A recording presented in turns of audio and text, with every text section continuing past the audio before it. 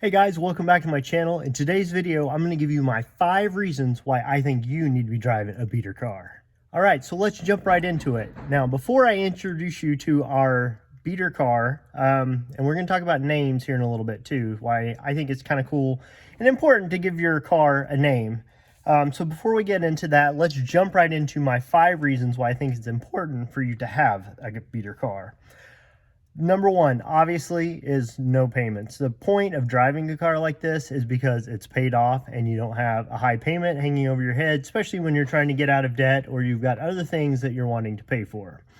So obviously, that is my number one reason for driving a car and not having any kind of a car payment.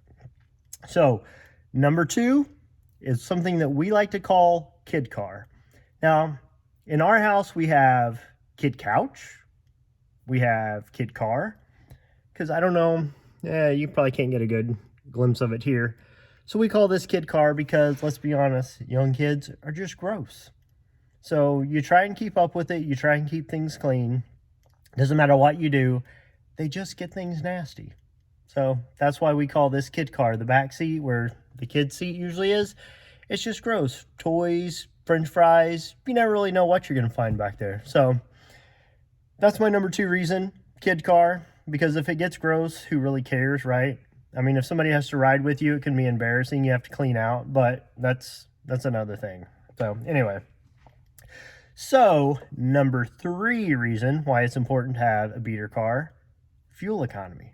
So most of the time, not always, there's always exceptions, but in this case, I am sitting in a Honda Accord right now, which gets really good gas mileage. So this is our beater car that gets 20 something miles to the gallon. Honestly, I don't know for sure.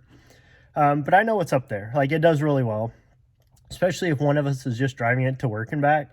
And this is not the car we drive all the time. And it's just basically our free car that we have no payment on, that we just drive to and from work.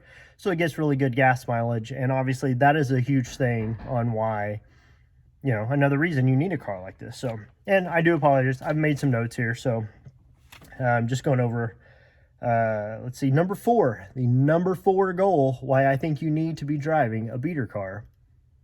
Other goals are more important. Now, I know a lot of you might be motorheads, you might be into cars, like cool cars, nice cars, that sort of thing. I'm not saying I don't like a nice car, I don't like nice things, but I have other things that are more important than driving something really nice. So that's a number 1, or not number 1 reason. This is my number 4 reason why you need to be driving a beater car, because there's other things more important. Paying off debt is more important. Put money into savings, putting money into retirement, traveling, just a lot of other things that are very important, a lot more important than a car, especially one like this that only gets used to and from work. So that leads me to my number 5 most important reason. You will appreciate a nice car when you get one. If you've never had to drive something like this, if you've never had to drive a car that has issues and problems, I don't believe you're going to appreciate a new, nice car when you have one. So I don't understand how some people can give a 16-year-old car or a 16-year-old kid a brand new car. That child will never learn anything. If you've not grown up driving pieces of crap and had to work your way up to get something nice, I don't think you appreciate it the same. So anyway, that is another reason I think it's important. Starting out in life, you drive crap so you can appreciate the good stuff. And also when you're older, if you have to go back to driving something like that because you need to get out of debt or get some money saved, that sort of thing, also humbles you a little bit, and you learn to appreciate those things. So those are my 5 tips for why I think you need to drive a beater car.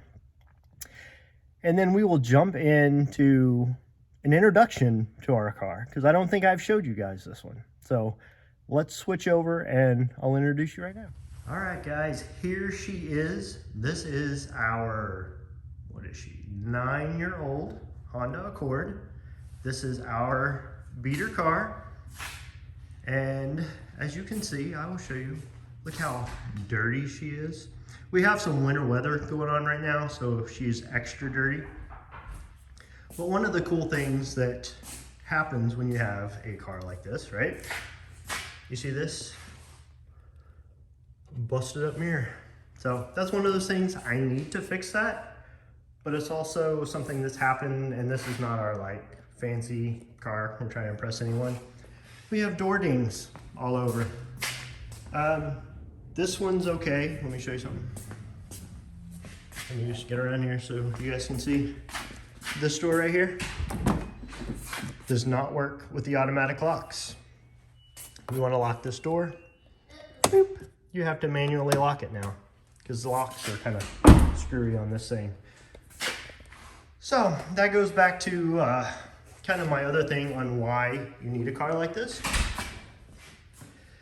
Little things like this need to be fixed, obviously, but if they don't get fixed, it's not the end of the world, because this is basically a cheap car that I have no payment on. That's right. I have no payment on this, and that's why some of these things don't really matter, especially when you don't drive them, except for going to and from work. So let me, oh, hey, we have a visitor. You say hi. Hello. Hello. All right, guys, so this is the car. This is our beater car. The best thing about this, the best part about this I haven't shared with you guys, is her name. Her name's Gladys. Yeah, that's right. My wife named this one. You know why her name is Gladys? Because look at her. Because she's sexy. That's why. Gladys just kind of fits. She's a plain 4-door Honda. There's nothing special about this one. She's a 4-cylinder car, front wheel drive, like I talked today. But she gets the job done. And the best part, like I said, she doesn't cost anything besides insurance and a little upkeep that we have to do. Anyway, I have made a similar video to this before. I will link it up here somewhere. You guys can check that out. Situation has changed since that last video, because in that video, I was talking about a different vehicle. So, as you know, the path to being debt-free is not always a straight line. Sometimes we slide back, sometimes we mess up, and all sorts of things change. So in that other video, we had a Ford Edge. What did we have? We had an Edge and we had this. That's right. So the other vehicle was giving us problems, and we had this. And at the time, I had a payment on this. So this was not our beater car, because the other one was paid off. Well, we had so many issues, we decided, probably made some mistakes, and we got rid of that car and bought another car. So that is our truck that I have. But in doing that, in moving things around, kind of working the system, working the numbers, this bad boy got paid off. So now this one got moved up to beater status, and then we have the other car that I do still have a small payment on right now. But it's our family car, my business vehicle. But that's here nor there. The point of this whole video is everyone needs a car that's paid off. You need to beat your car so you can put money towards other goals and other things and get other stuff accomplished, because it really doesn't matter what kind of car you drive and what it looks like. Because this guy doesn't care, do you? No, yeah. Anyway, thanks for watching the video. Don't forget to give this one a thumbs up and subscribe to the channel. Also hit that bell. That's right, thumbs up. Also hit that bell if you want to see more things like this. And I appreciate you watching. Thanks, guys.